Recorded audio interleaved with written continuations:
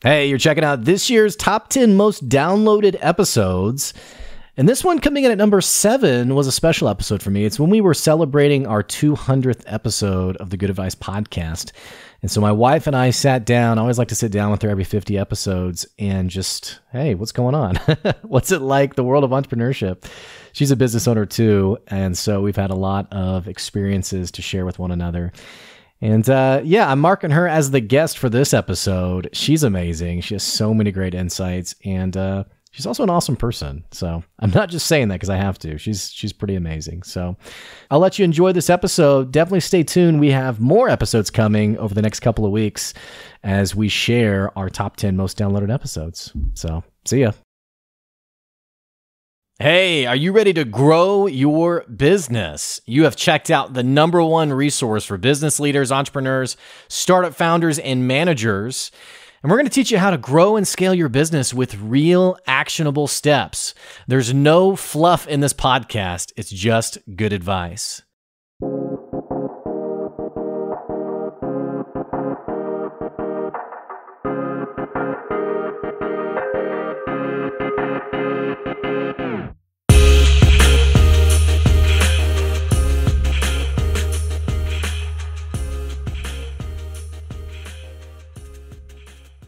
Hey, welcome back to another episode of the Good Advice Podcast. I'm your host, Blake Benz.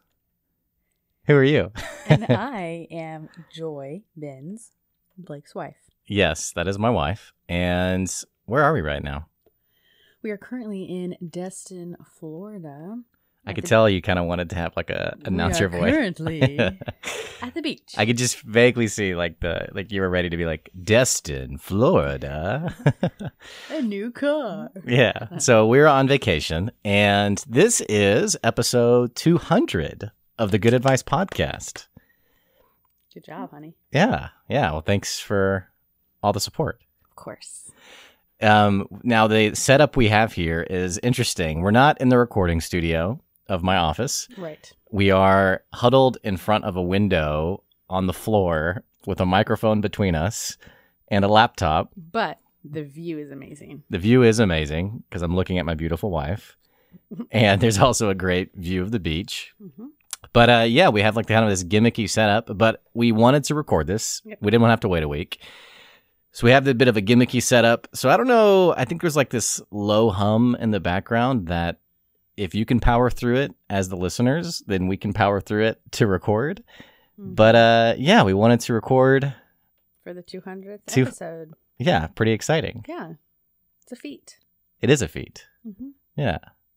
So what do we talk about? It's your baby. Well, so for those of you who are listening and maybe you haven't followed the podcast long term, this is the Good Advice Podcast. We talk about business, talk about entrepreneurship, management, all these different things that I'm personally passionate about. And the podcast came about almost 3 years ago. Really? Yeah. Wow. Doesn't feel that long, but at the same time, I don't know. It kind of does. Yeah, it's like there's a bit of a consistency week to week of like, oh, Blake's recording. Right. Blake's talking, because also part of the podcast, we have guests on the podcast. Right. And naturally, I saved the best guest for episode 200. Yay. And they'll be here in a second. Oh. They're going to come sit with us. They're going to come huddle. Yeah. They're going to come to our condo and just awkwardly huddle between us on the microphone. That'd be so awkward. But yeah, so it's there's a bit of a consistency about it of like, oh yeah, Blake's recording. But yeah, you're right. It's like, I mean, think about where were you 3 years ago? Let's see. 2018. I don't know. I was just definitely, we didn't have a baby. That's true. We do have like the year before we were pregnant. So that was just like a whole different life, kind of. Yeah. So the business, let's see, 3 years ago, the business hadn't even started yet. So I was still working at... You're doing a podcast? I wasn't doing a podcast 3 years ago. Oh, 3 years ago, I was still working at my last company. Yeah, that's true. I was still working. I started my company in 2016. Yeah, so 17. 2017. Maybe. Yeah. I don't know. I think I was teaching. I was still teaching online. Yeah. But yeah, for sure. 2018, we were at our house, so there was some familiarity there. But yeah, so we've both been running our own businesses. I think sometimes, I don't know if it's like sexism or like what it is, but like whenever I'm like, oh, my wife and I, like we're business owners, sometimes people are like, oh, like, so she helps you with your business. And I'm like, no, like she has her business. I have my business. Yeah, I think the whole like she helps you with my business. I think sometimes people just assume like, I guess the husband starts the business and the wife, you know. It's funny because the past few weeks I've talked with some strangers and they're like, so what do you do? And I'm like, oh, I teach online. I teach Spanish or sign language online. And they're like, oh, like, so with what company or like what school? And it's like, I don't know why, but I always feel weird being like, oh no, it's like actually I started my own business and I teach it. And they're like, oh, so like with still like they still follow up and they're like, oh, but like with what company? And I'm like, no, but like mine. Like, so it's just me. Do you think that it feels like part of that? I mean, well, actually, I don't want to speak for you. Do you think part of that is, and obviously like this podcast is, we don't get like super in the weeds like politically at all. But we do talk about like business and like business ownership and like what that looks like. So when people give you that reaction, is it like, what do you think is happening that makes them so like, maybe is surprise the right word? No. Personally, I just think it's under that umbrella of teaching because when they hear someone teaches, they're automatically associating it with a school or yeah, okay. When it's online, it's like, oh, there are some people who teach like Chinese students in English or they teach them English and then it's like it's like a new thing where a lot of people are working different hours of like late at night or early morning. And so they're thinking like maybe I'm associated with that. And so I don't think it really has anything to do with like you own a business. I just think, I mean, maybe, but I don't go there. I think they just like think I work at a school or something or that I'm contracted with some other company. And so when I tell them it's just me, they're like, how did you do that? How did you start it? What did you do? And then it goes from there. I think it does feel like that like entrepreneurship is like this concept that like we see on Facebook or like on YouTube or something. And then when you actually meet someone who's an entrepreneur, I think there is sort of like this incredulity. I had another word for it. Incredulous. Someone's incredulousness. Yeah. They're incredulous. Almost like, wait. Like, what does that mean? I take it to I'm mean a language like, person, but sometimes I'm like, wait, I like to know the like actual definition of things. Well, I mean, now like the person listening who's like, oh, it means this, they're going to be fact checking us. I've always taken it to mean like a sense of like, not necessarily like disbelief, but like, yeah, a bit disbelief and like curiousness as to, or curiosity as to like, what information you're being given. And so when someone's incredulous at something, they're like, oh, like, wow, like that's really interesting. But it does feel like when I tell people, like, so for me, for example, with the podcast, whenever guests come on the podcast, a lot of times they're like, oh, hey, this is a really cool gig. I really enjoyed this conversation. And they'll be like, so what do you do? And I'll be like, this is what I do. I do the podcast and I do my business. And they're like, yeah, right. I get that. But like, what do you do like during the day? Oh. Like almost like what's your job? And so when I have to explain like, oh, and it doesn't bother me. It's not really here nor there. It's more just like, you know, someone has a perception that it's, you know, something not sustainable. Yeah, I guess so. And so they're like, yeah, but what is your job? And I'm like, this is my job. Yeah. And it almost feels like people sometimes, I don't know, maybe like entrepreneurship is like kind of not super tangible to people. Yeah. Well, maybe they're also thinking the podcast certainly isn't the full part of it. And it's not. You have clients and you have programs and you there's more to this, but that is what you do every day. You do podcasts and you do, you know, you work with your clients and you find clients. There's things like that. And so. Right. Maybe people who have it like in your old company where you already were given the people that you worked with, you were just working on the content and the like follow through. But you're right. I don't know what I'm saying. More entrepreneurs would probably more be able to relate with you. Do you consider yourself an entrepreneur? To be honest, I think if it wasn't for what you do, I probably wouldn't have considered myself. I don't. I mean, maybe I should, but I don't think like, I don't know. If you went to like a networking event and someone was like introducing them, like, you know, it's like the go around, like, who are you? Like, would you ever be like, yeah, I'm an entrepreneur? I don't know if I would. Maybe if that was like, I really don't know. That's a good question. Because when I think of an entrepreneur, I think of someone who's wanting to continually grow in the business world and like expand and go bigger and like learn and maybe start new things. And I don't personally have a vision for my company like expanding into this like multi-employee, like me like becoming a manager across like 40 different countries, right? Like, yeah. Because I mean I even have a friend who started becoming an online language instructor, and once I had a baby, I even started like if I had students who were like, oh, hey, my friend or someone I know wants to learn Spanish or sign language, can you teach them? At that point, after becoming a mom, I wasn't looking to really expand my roster. And so I would kind of give them to I would offer them to my friend. And later my dad was like, hey, you should maybe look into like having your friend like pay you a percentage of like a referral fee. Yeah, referral fee. And I was like, I never thought of that. And I bet you if I was more entrepreneurial minded, I might have thought of that. But then I was like, well, I mean, she has her own thing and it's not really under the wing of what I have as Culture Connection. Maybe, but like at the same token, it kind of feels like, I think what I like about your story is, I think a lot of times when we think about an entrepreneur, we do think about like that person who is like doing that bigger and better. Almost like sometimes, especially on social media, there's a lot of like presentation with it. Like, I'm an entrepreneur. You know, there's a little bit of pizzazz to it. But I think the more I've talked to people who, because if we think about it, an entrepreneur who is essentially someone who sees a problem and solves that problem like through their own way. You saw a need for people who are wanting to learn new languages and even go beyond that, get engaged with different cultures that they were learning about, and you provided an answer for them. So it is entrepreneurial, but I almost like your version of it better, because a lot of times when we think about being an entrepreneur, we don't think about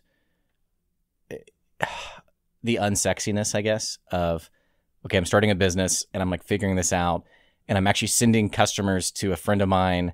Oh, I guess I should have done a referral. But like, we don't think about that, because a lot of business ownership and entrepreneurship, it is a lot of like, we're kind of just figuring this out as we go. Right. And I don't know, sometimes it doesn't feel like we really give enough attention to that. It feels like on social media, online, or even like in networking circles, we make it very like, oh, I'm an entrepreneur. And like, I don't know. I do think that it would organically have grown. Like, let's say if I worked on this, what I do full time, I think I would probably commit half of it to my students and half of it to sharing my experience with other online like tutors and language instructors, because it's a small niche of people who like do like personalized online lessons, and I find that my experience is kind of not my personal experience, but like just some people I know that are interested in doing what I do. They're like asking me a lot of questions like, well, how did you do lesson planning? How did you do like cancellation fees? How did you manage this, that, or the other? And I'm like, wow, there's a lot of, because I had to just stumble over and figure things out. And some part of me is like, I think that would kind of be fun, like helping other people do what I do. So that's something that I've thought of there. Well, it's cool how Culture Connection, which is your business, how it has become this sort of, it has its own momentum. Like you've never had to be like, especially not in at least the last 2 years, you've never had to be like, oh, am I going to find my next customer? Right. You know, what's funny for you is it's been the opposite. It's been, oh, I have too many customers. Right. Like I have to and that's why you pass them off to your friend, or you've told people no. So you have this momentum to your business that I think a lot of people don't have. What are some things that are second nature to you now with like running a business that maybe 3 or 4 years ago you would have been like, oh, there's no way I'd even, like, here, example that I think of is like cancellation fees. Right. Like now it's second nature, but like 3 or 4 years ago, oh, I can't charge someone Yeah. for a session that they didn't come to. Like, that'd be wrong. So like, what are either that or like what else? What are some of the things that like now it's like, oh, that's just part of running a business that you don't even think about. But when you were first starting out, and like people listening who maybe they're first starting out, it's like this massive thing. Like, how do I really get through this? Yeah. Probably, I'd probably say the number one thing that was like more daunting that now is not even something I really ever stress over is lesson planning. Like the preparation that goes into my time with my quote unquote clients or students or whoever, you know. Yeah, but sure, like the follow up with if someone has to cancel within 24 hours. I think it's easier now because the students I have been with me for a while, so they know, like, oh, hey, I had something come up. I'll pay for this time. And I don't even have to now awkwardly tell them, okay, it's being charged. But as far as like really, I think how to answer your question, I think it's the lesson planning. I now know where my students' trajectory is, and I kind of know what's to come. And sure, I still give time before each lesson to kind of look at the notes from the previous week and stuff. But I think that I have done it so much that I know what content will be used. Whereas before, I think I was really overwhelmed, I guess, with like, there's so much stuff online you can do. But now I kind of have a set thing that I use. Well, when you were first starting your business, you were almost trying to customize the experience for every single student you had. It was like, oh, that student's a nurse, so like let me get like all like the related nurse terminology, and like that student's a vet, so like what are the vet terms? And right, and there still is a bit of that. I like to tailor it to their specific needs, but I know now which levels and like what chapters of where we are in the book. Like I know when to set aside time to make it more tailored to them. Yeah. But yeah, it's not 100% different with every student. Well, it was like, yeah, how do I really like... But every student is 100% unique and special to me. If you're listening. I like that disclaimer. No, yeah, of course. But it is just funny like how businesses grow and develop, because it like for me as like an observer, when I see you do your business, it feels like a lot of it is just really easy, like second nature. And how do you feel about for you after 3 years? What's kind of become easier for you, and what's maybe still challenging? That's a great question. Moving off from me, I mean, we're 15 minutes in. Let's talk about you.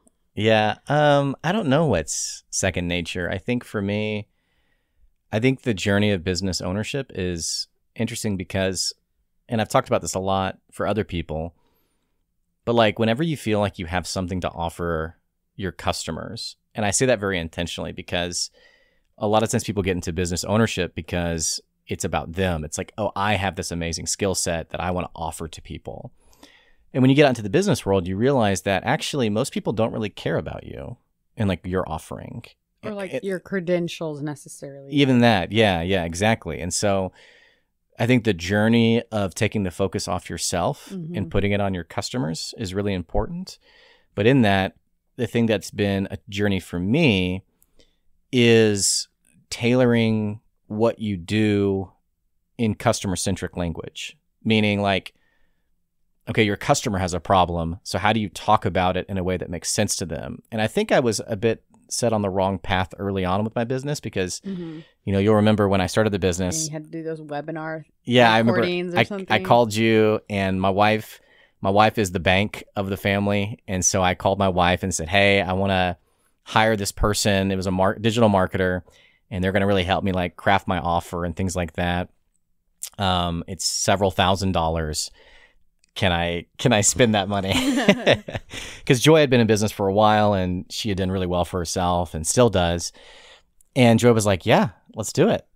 And it ended up being a really bad decision. I just remember like You were recording these webinar things that the person told you to, and just feeling a little like uncertainty, but like wanting to like support you. So I was like, this is great. You'd be showing me, and you were like, yeah, this is the slideshow, and this is what I'm gonna say. And I just remember being like, okay, yeah. It kind of reminds me of that Parks and Rec episode where what's the guy's name? But he's been like depressed and he's doing the just the photo stop. He's doing the stop motion animation. And he like and it's like 1 second long. Yeah, he shows it to his friend, like, this is what I've been working on. And his friend, I think it's Rob Lowe, is like, oh, is that it? And it's literally, 1 second of him getting out of bed. Oh, that's really I feel like that's what the webinars were like.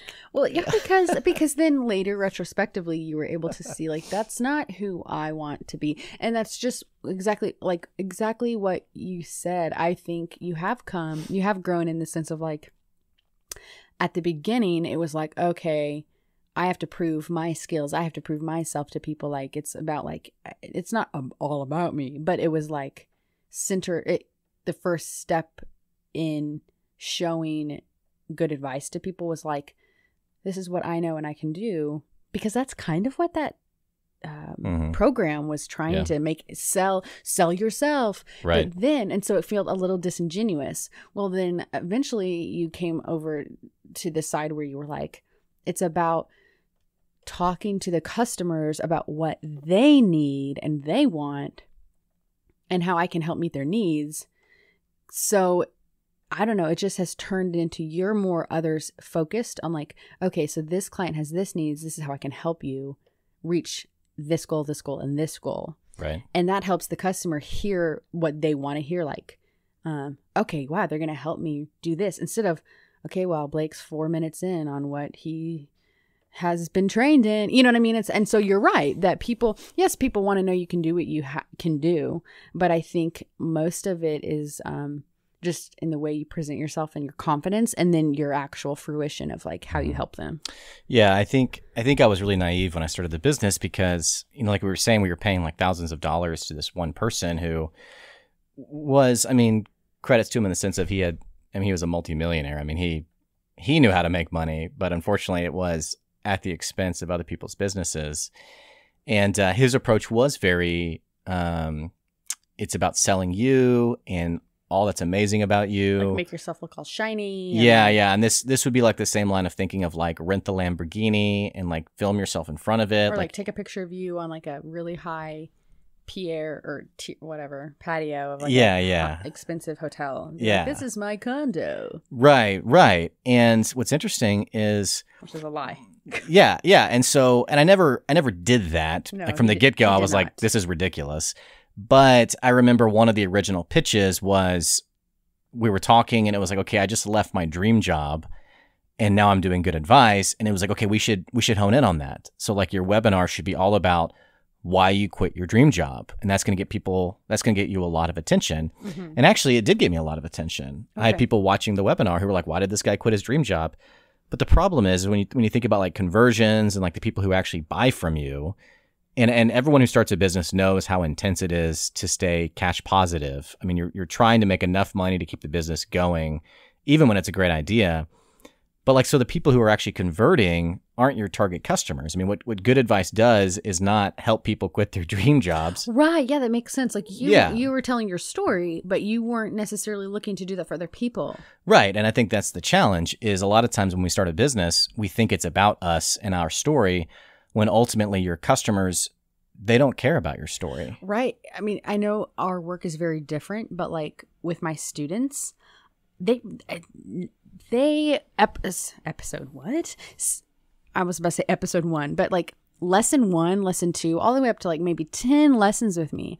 They're focused on like, if lesson 1, they can come out of that lesson knowing how to like introduce themselves and ask some questions and maybe some fun, like easy things in the target language they're learning, they leave going, wow, okay, I am happy I'm paying money to learn this language because after one lesson I can speak a lot.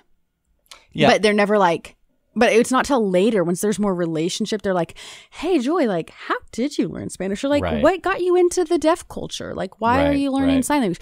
And that's not like the very beginning at all. Well, think about all. how weird it would be if lesson 1, let's say you have a student named Ashley. Imagine how weird it would be if it was like at lesson 1, okay, Ashley, we're going to practice introducing yourself. Repeat after me. My name is Joy. And like everything they had to do was based on like you and your experiences. That'd be- Or what if I wasted the first 15 minutes of her lesson being like, so this is why I teach Spanish. yeah. And she's probably thinking, I don't care why you teach Spanish. I just Right. want to learn Spanish. Exactly. And then later, maybe Yeah, it might be right. fun to share that, but like, it's not the selling point.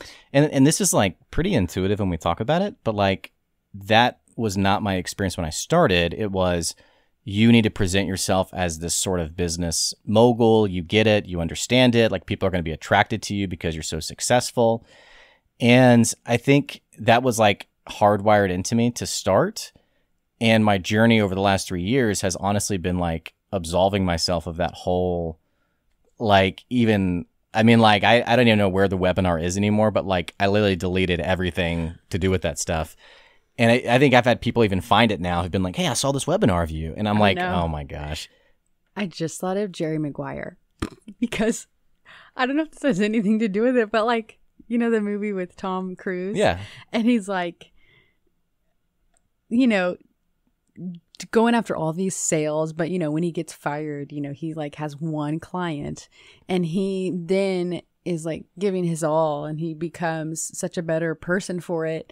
And then, you know, it makes me think at like the very end of the film, his previous competitor who has all these sport athlete clients, you know, well, they see Tom Cruise like hug his client and they're like, yes. And there's all this trust there and there's all this victory. And then the other guy that, you know, jerk, his client's like, oh, you know, why don't we have a relationship like that? And he's like, you know, because I'm not a good guy, you know? Yeah. And so it makes me think like you have been on this journey where like now the people you work with, like you are more of your authentic self of like why you're really wanting to help them. Right. And Which is why I started yeah. the business in the first place. Exactly. And so Yeah. you know, probably that character and I just forgot his name, Maguire. Jerry Maguire? Thank you.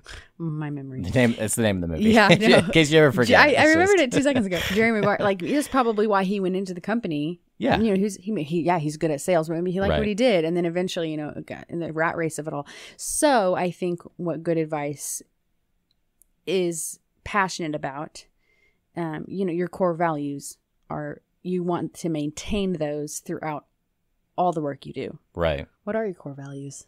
I don't know. I don't know. I mean, the thing about core values is it's less about like a marketing statement and it's more about How you do it's what more, you and core values is more important for like when you have employees and you're like articulating to them, hey, this is what it means to do business within Good Advice. And since I don't have employees, I've never really had to like articulate, because like I know how to do business. Oh yeah, that's like more with what you like. Yeah, it's like I have one client who get has your employees. Yeah, I have one client who has a few employees now, and I'm like, hey, yeah, you need to be developing these because your employees need to know what does it mean to be part of your brand. Mm-hmm. But when it's just you, I mean, your values is just, that's a marketing statement. It's, you know, our core values is, and everyone has the same Right. one, right? So like, it's not really that big of a deal, but yeah, no, I know what you're saying. It's like, why did I get in business in the first place? And it's almost like the last 3 years has been like undoing really bad business habits that someone else trained into me and getting back to like the basics of like, it's about the customer, it's about serving them. And, you know, I told you the other day about a guy who was on the podcast who multi-million-dollar business. I mean, they have almost 100 locations across the United States, Yeah. an amazing company. And his line of thinking, and you would think with that many locations, which it's a fashion boutique, with that many locations, you think it would be like, okay, how do you make as much money as possible? And like, Right. because you have so many locations to manage. And he said, you know, the key to our success is when a customer walks in the door, it's not how do we spend what's the minimum I can spend on that customer to like make them happy enough Be to more like efficient. Yeah. So like I have, you know, I need to see like 10 customers in a day. It's like, how do I break that out? His line of thinking that he trains his owners is everyone who comes in, you should be thinking, how do I spend more time on that customer? So like, instead of like, what's the minimum? It's like, no, I'm always looking to spend more. And that like customer centric approach really resonates with me. And it's how it is one of my values. It's why I got into business in the first place.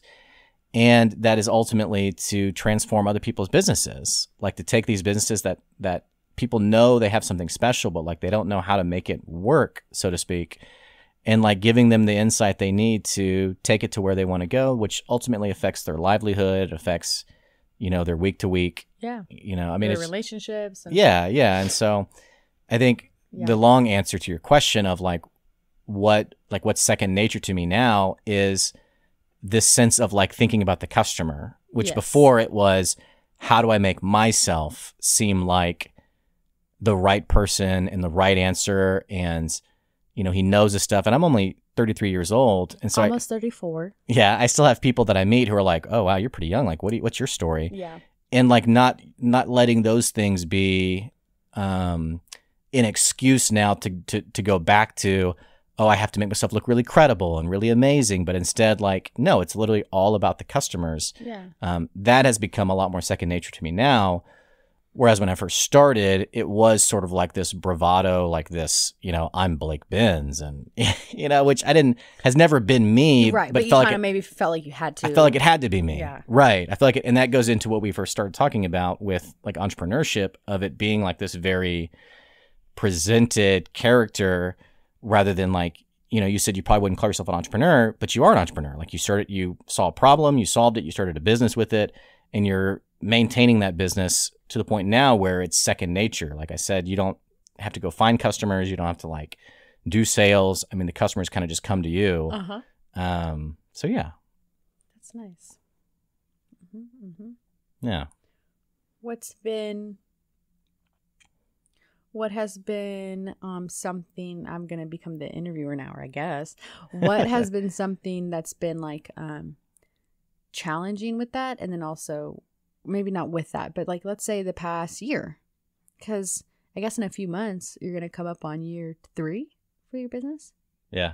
Yeah. No, year 4, end of year 3. End of year 3. So, yeah. Okay.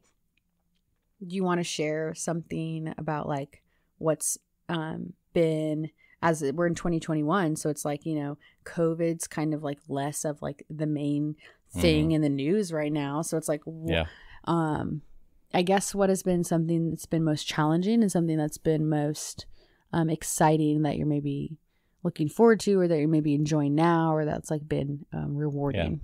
Yeah. So I think what's hardest is I've never really considered myself a super patient person. Like when I want to see something happen, like I just want to do it. And so I think for me, there's like this frustration of like where I envision the business being. And this is almost everyone, by the way, but like where you envision the business and where it actually is, like that gap can be really frustrating. And it's hard not to like, business ownership's also very lonely because there's not a lot of people who are out there running their own businesses who are also willing to be transparent on the business process. That makes sense. Like a lot of us who are running our businesses, there's like this sense of I have to, like I've known people who've been like, oh, my business is going great. It's going so well. And they haven't made a sale in like 2 months. Right. And so, which is why I try to be really transparent when someone's like, hey, how's business going? And I'll say like, oh, it's going okay. Or like, it's slow. Or like, hey, actually this month's going really great. And I just try to make it like as genuine as I can rather than getting lost in like the weeds of like, how do I make myself look really good? But like what's challenging though is like, so I'm in year 3 of the business, and what I envision is like so far from like where it is today. But also the more I talk to people who've come on the podcast who are running multi-million-dollar businesses, and not like, I don't mean like the internet guru-esque millionaire who's, selling snake oil, but like the legitimate people who are running a business, literally all of them have the same story. And it's, oh man, I was really just like slaving away for like 5-10 years. I mean, I had a guy on the podcast who he's one of the most well-known cosmetic dentists in the country. He's been on CNN, he's been on CNBC, he's been on The Doctors. I mean, he's been on all these shows as like a guest expert. And so you would think that this guy like struck gold and was like a genius, but like talking to him, he was like, yeah, most people in my field, it takes them 5 years to get to be successful. And it took me double that. It took me 10 years before I even like saw a smidge of success. And that really struck me. I was like, wow, that's different than what you hear online, which is like, oh yeah, I was a server at a restaurant and then I quit. And 3 months later, now I'm, the dream that I've always wanted. You can do it too. And then yeah, if you don't do it, you feel like a failure. Exactly. And so like, I keep having people on the podcast though, who have that same story of, I have this amazing business, but they're not like, look at me and my ego. It's, yeah, it was really hard. It took, and I literally just had a guy on the podcast who were talking about like business ownership. And he said, look, it's a 10-year game. Like if you cannot stay committed for 10 years, entrepreneurship isn't for you. And he has this amazing business. He actually has an amazing parent company that owns a few different businesses now that are all doing really well. And I think sometimes we look at those things and we say, oh, it's so obvious. Like it's so simple. Like, of course, that person has this product that's like really working. But like when that person was starting out, you don't know their journey. You don't know what they've had to go through. So like for me, it's like, what's hard is balancing like that sense of patience of, okay, it's supposed to take a long time, but on the same token, staying hungry where it's like, okay, how do I make the most of my day? Like, how do I not like fall back into laziness or like, even like maybe it's a bad week. So like, it's like depression of like, man, I don't know if I can like really get on that call. I don't know if I can really get after it today because I'm so disappointed in like a lost sale or something like that. And so like navigating that is really tiring and really challenging. And sometimes like, can I do this for 10 years before it becomes the traction? Yeah. And I think that's a challenge we all have to walk through is, can I really do this for 10 years? And I think, in your situation, you have a business that you've built and that it works and you found success relatively quickly. I think a lot of us, when that doesn't happen, it's like, there's a lot of like mental gymnastics you jump through of like, am I cut out for this? Absolutely. Am I made for this? And then like naturally we have a daughter. And so I'm thinking about her and her livelihood and like our next kid and just I'm like, not pregnant yet, but just thinking about like, okay, how am I going to be a good role model? And like, how am I going to help contribute to the lifestyle the option of a lifestyle that I want them to have? Like those are things that like they really weigh on me. So yeah, I think that's the ultimate challenge, honestly. It's how do I take this business to a point where I'm having small enough gains that are significant, that are building it to what I want it to be. And then to answer your second part of your question, what I'm most excited about, honestly, it's the happy customer. I mean, I've told you about one customer I have who it's almost like she can't stop messaging me of like all the success she's having because of us working together. Yeah. And so that's like on those tough days, to get a text like that, it's like, okay, yeah, like my work is meaningful. It does matter. Yes. And it doesn't matter for my benefit. It matters in the sense of what I set out to do to help customers. It actually is helping customers. Yes. It like confirms that, okay, what I have to offer is useful for people. So I guess I'd be kind of fun, like if there were little listeners could somehow like email you or like contact you to say like what maybe do they do to like on those weeks when it's hard or those days when the motivations is not as tangible as when they're like riding on success, like in the waiting game, I guess. I wonder like what they do to like keep themselves, you're saying they distanced from that, maybe that sense of depression or that like, oh my gosh, can I really do this for like 5 more years until it becomes how I want it to be? Like you're saying they should send in their good advice. Exactly. We can all kind of, what's the word? Help each other. Collaborate. Yeah. Yeah, just encourage each other. I think it'd be kind of fun to like hear from the listeners like what works for them. Yeah. Yeah. I think that's also the power of community, right? It's like the more connected, the more connected, because like entrepreneurship can be very lonely. Like a lot of times if you quit your job, it's like just you.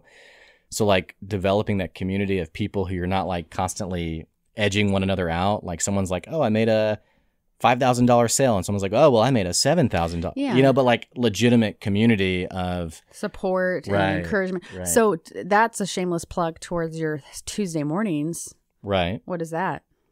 Yeah, so Tuesday morning I have what's called the NWA Growth Group, And it's just for business owners who want to grow their businesses. And we have like a strict no selling policy, which you're not there to be like, I'm Betty and I make the best cakes. Order my cake. Yeah. I mean, I'm for people to be prideful about their business. I'm like, yes, great. I love that you love what you do. But like some people who are just coming into the business, who are like maybe marketers or salespeople themselves, or coming into the group, excuse me. They're like, oh, this is like your group to like pitch people and like develop your sales. And I'm like, no, like I don't even promote what I do. It's legitimately just a place for people to talk business and grow their businesses because it just feels like those places are few and far between. So we do that every Tuesday morning and we literally just get together and we just talk about whatever's top of mind. Two Tuesdays ago, we literally talked about like the customer experience. Like, what does it mean to really create a meaningful customer experience? Because everyone goes back to this answer of like, oh, we're amazing because we have great customer service. And it's like, okay, well, if everyone thinks they have great customer service, then no one has great customer service. What stands you apart? Yeah, because think about it as a customer yourself. When's the last time, like in the last like 10 years, how many times can you count like that truly transformational customer experience that you had? For me, I can count on like one hand. And yet definitely not Dell or Best Buy. Sorry. Yeah, this episode is not promoted by either of them. But everyone says they have great customer service, and yet so many customers are talking about their experience. So like that's what we talked about in the meetup was, okay, like what does it really mean to create a customer experience that means something to them? Mm-hmm. And so like that's an example of like community where we're talking through a concept. And it's not like, hey, let's talk about customer experience. And by the way, if you want to up your customer game, right, for a low price of $99, it's just to kind of be there in a space where they can feel connected with other like-minded people. Right. So is that virtual or is that in person? It was virtual with COVID. We're in person now, but I think every last Tuesday of the month will be virtual. Okay. What time? It's at 9 a.m. Central. Okay, cool. I like how you're like my. How can I? You're my salesperson, I guess. If I'm in Northwest Arkansas yeah. and I want to join the in-person ones, how can I find out where they are? Well, it's always 9, and it's always at Red Kite. Where's that? In Springdale. Oh, okay. Yeah, but you can go to our Facebook, it's literally just NWA Growth Group. It's like the simplest title ever, but. Cool. Thanks for being my partner in I promise promoting these things. He did not pay me to say that. Yeah. I thought it was a natural segue. I wouldn't have to pay her. I would just make her like a really nice meal. Yeah, which he is a great cook, by the way. Thanks, honey. Mm-hmm.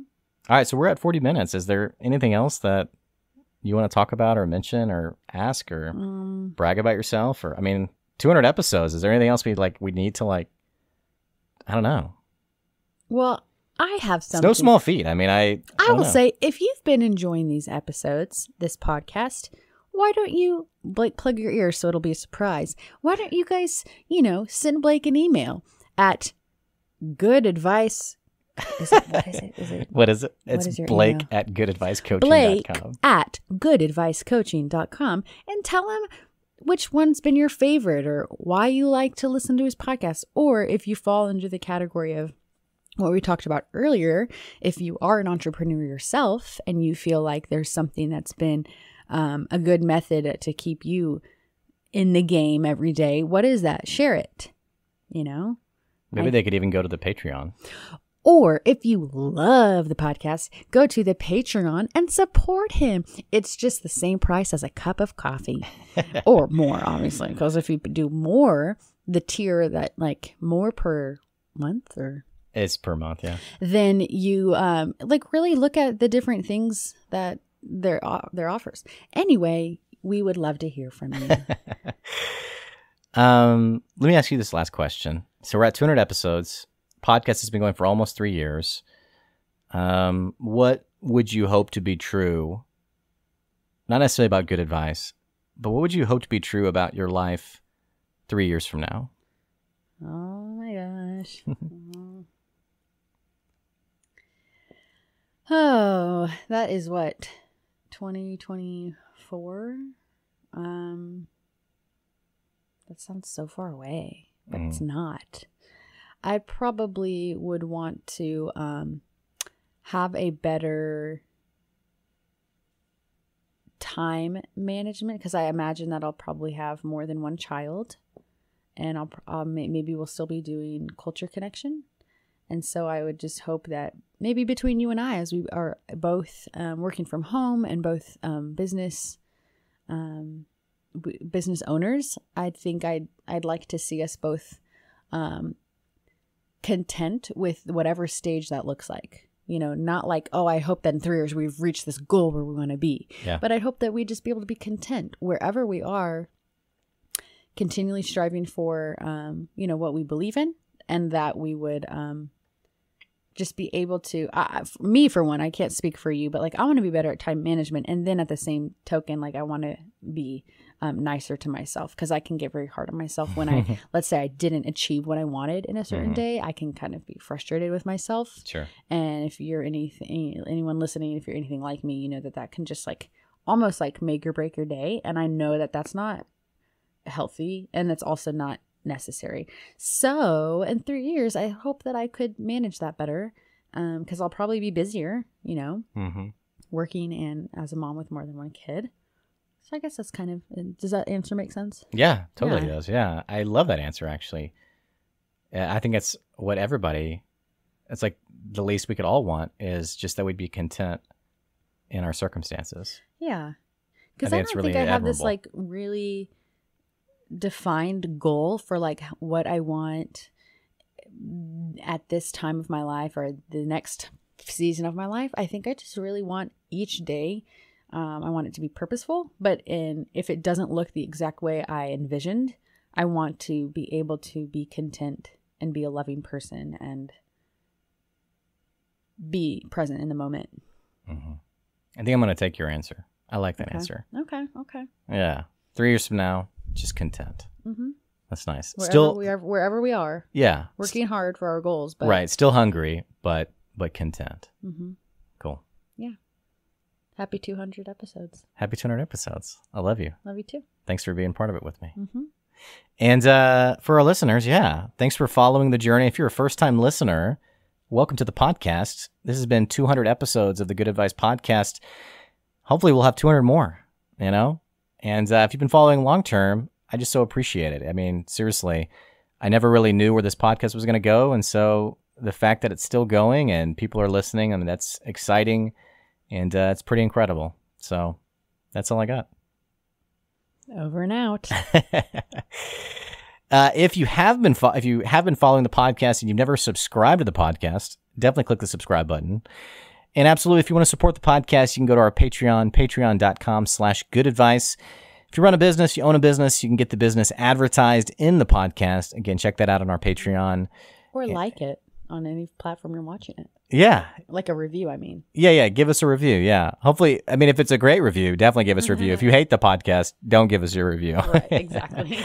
And that's episode 200. Thanks for listening. We'll catch you later. See ya.